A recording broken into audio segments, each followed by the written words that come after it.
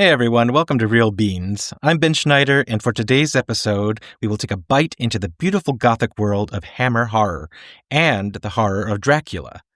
This suspenseful film brings together two acting legends, Christopher Lee in his first appearance as Count Dracula, and Peter Cushing as Dr. Van Helsing. Hammer Film Productions would create brand new stories based around familiar monsters such as Dracula, Frankenstein, and the Mummy. This attracted a whole new generation of fans with their style, wit, and Technicolor. And for today's brew, it's the Dark Roast by Death Wish Coffee, one of the most caffeinated coffees around, and one that Dracula would approve of. So let's sit back, grab your coffee and crucifix, and enjoy episode 11, Blood Moon and Black Coffee.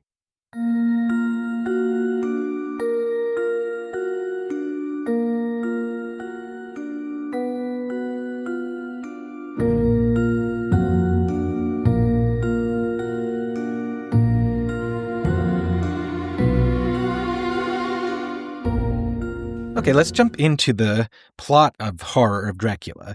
The film was directed by Terence Fisher, who was a staple for Hammer Productions. He created other Hammer classics such as The Curse of Frankenstein and The Mummy. And for this adaptation, he took a few liberties with the Bram Stoker novel, rearranging locations, swapping characters, and adding new characters. A major character change was Jonathan Harker, who is supposed to be the driving force of the story, as it is his diary that we are reading. This time, though, Jonathan is going to find Dracula and put an end to the curse once and for all.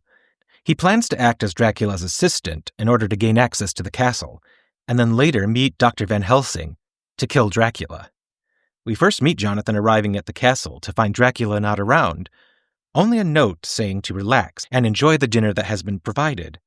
Throughout the night, Jonathan is nearly bitten by a vampire, locked in his room, and then later bitten by Count Dracula as he searches the castle.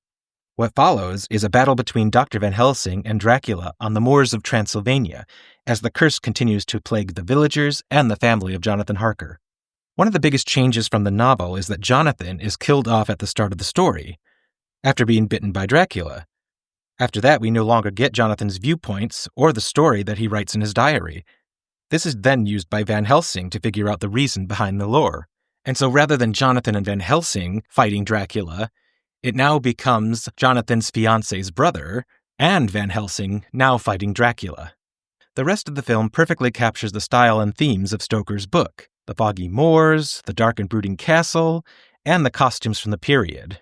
The film is tame by today's standards of horror, but it's the psychological thrill and the tension that make it worth watching today.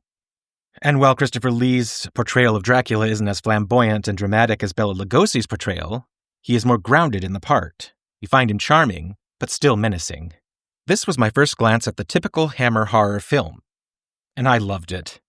The eerie score, the performances, they all hit the mark, and made for a chilling and delightful watch. The film is shot in gorgeous Technicolor rather than black and white, and it is a standout. It feels like a work of art with the deep red blood, gray landscapes, and the use of candles lighting the room. You can see that the care was taken to make the atmosphere just right for the story, and the costumes added layers to the character and are very grand and beautiful. The slow and deliberate pacing keeps everyone in suspense. The film would gross just over $3.5 million, making it one of the top British films of 1958. Hammer had already been a success with The Curse of Frankenstein the year before, and this would cement them as a lucrative production company. Hammer Productions would continue creating films up to 1972, but by then the films became lackluster and audiences wanted something new. Hammer Productions almost feels like a summer stock, where they have the same actors, the same creators are often involved, they create something that's very passionate, every year they had something going on, it all just felt like a family. And Hammer Productions wouldn't just make successful Technicolor films, but also some eerie black and white psychological thrillers, such as The Nanny starring Bette Davis. The last film that Hammer would produce was the ill-fated remake of Alfred Hitchcock's The Lady Vanishes in 1979. Trust me, don't waste your time. There would be a little resurgence in Hammer Productions beginning in 2007, but they have not come close to the power that they had in the 50s and 60s. And while Hammer Productions began to fade, actors Peter Cushing and Christopher Lee continued to thrive both on stage and screen. They were masters in the world of horror often typecast as the monster, the mad scientist, the vampire hunter, take your pick. Even after their work with Hammer Productions, people still wanted them to play these roles. Christopher Lee would make some wonderful films like The Wicker Man and The Private Life of Sherlock Holmes, but he often returned to the role of Dracula. This did not please Lee very much, especially near the end when the films were lackluster, terrible scripts, direction. In one interview, Lee mentioned that he would add in Bram Stoker's text to the screenplay whenever it failed to stick to the source material. He did recognize that this particular film and character had a tremendous impact on his career moving forward. And Peter Cushing, on the other hand, he wasn't that upset with being in these films and getting typecast. He would always give 100%, no matter how silly the script was. The last film that Christopher Lee and Peter Cushing made together was another horror film in 1983 called The House of Long Shadows. Moviegoers today would recognize Peter Cushing in the original Star Wars Episode 4, A New Hope, as Grand Moff Tarkin, and Christopher Lee in Star Wars Episode 2, Attack of the Clones, as Count Dooku. You can also find Michael Gough, who is probably best known as Alfred the Butler in the Batman films from the 80s and 90s. You can rent Horror of Dracula on Apple TV and Amazon.com. Forever ingrained in vampire lore is the use of garlic to keep vampires away, by placing stalks and flowers of garlic around the room. The same would go for a crucifix, keeping the vampires at bay. Watching many vampire films, I got the gist of the lore and wanted to find out more. Where did this all stem from? I went down a rabbit hole with my research and I discovered a fascinating history. Did you know there was a great vampire epidemic in the 1700s? Neither did I. Paranoia grew in Eastern Europe as two unknown diseases arrived, known as pellagra and rabies. Pellagra causes sensitivity to sunlight, which would leave a corpse-like appearance, foul breath, and anemia. Soon, rumors would spread all over Europe claiming that a vampire was sucking the blood of the victims and causing them to become undead. They claimed these people with the diseases were able to survive on drinking blood, and the only way to remove their curse on society was to desecrate their graves or decapitate them.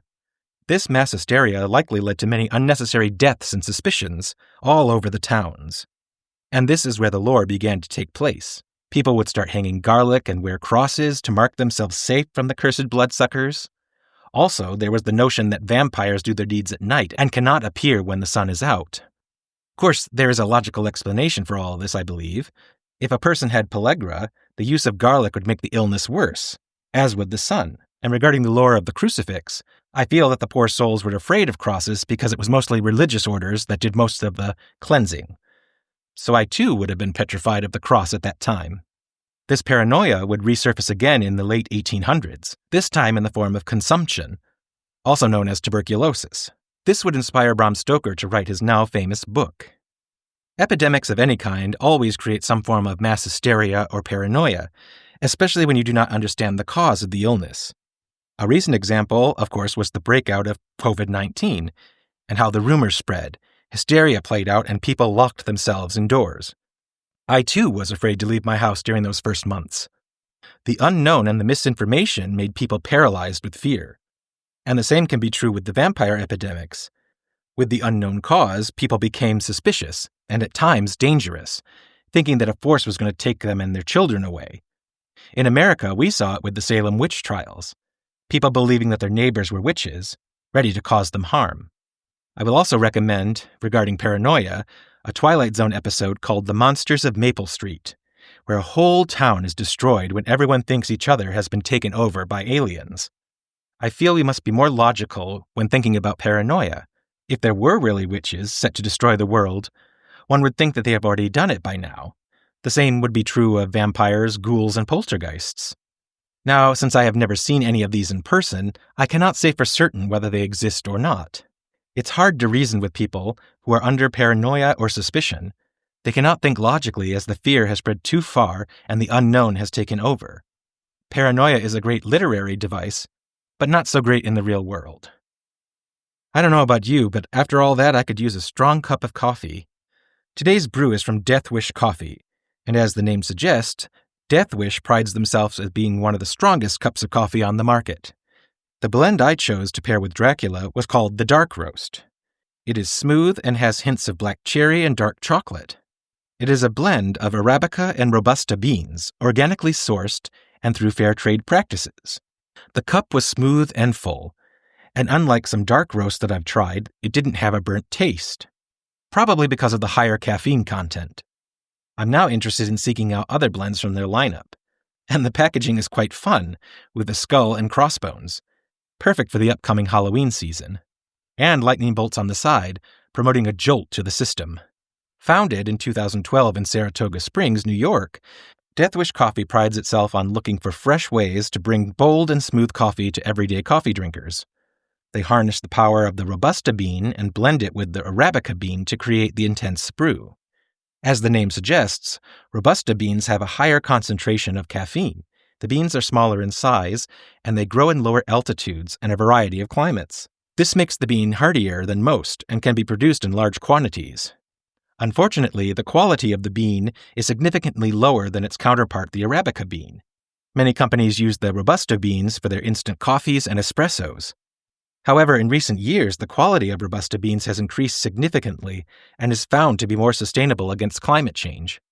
Arabica beans, in contrast, grow in a higher altitude and are more susceptible to disease and pests. It is also very labor-intensive as it has to be hand-picked for precision. The yield is significantly lower, but the quality is far superior. Because of this, the cost of the coffee is much higher, and in my opinion is worth the better cup. You can find Death Wish coffee on their website or in most grocery stores. I found mine at Pavilions. Like the Robusta bean, Hammer's Dracula was bold, resilient, and a little rough around the edges. And like Count Dracula himself, Arabica beans may be the refined aristocrat of the coffee world. Together, this blend of Robusta's strength and Arabica's elegance mirrors Hammer's own formula, taking the raw power of a Gothic horror story and blending it with lush Technicolor style and refinement. It gave us a new taste of what Gothic horror could be: rich, daring, and unforgettable. Horror of Dracula is the perfect gateway into Hammer's world of monsters, if you're craving something moody and suspenseful. And if you want the caffeine to match, grab a cup of Death Wish Dark Roast. And with that, I bid you good evening. Thank you for brewing a cup and joining me here at Real Beans. Until next time, sip, watch, repeat.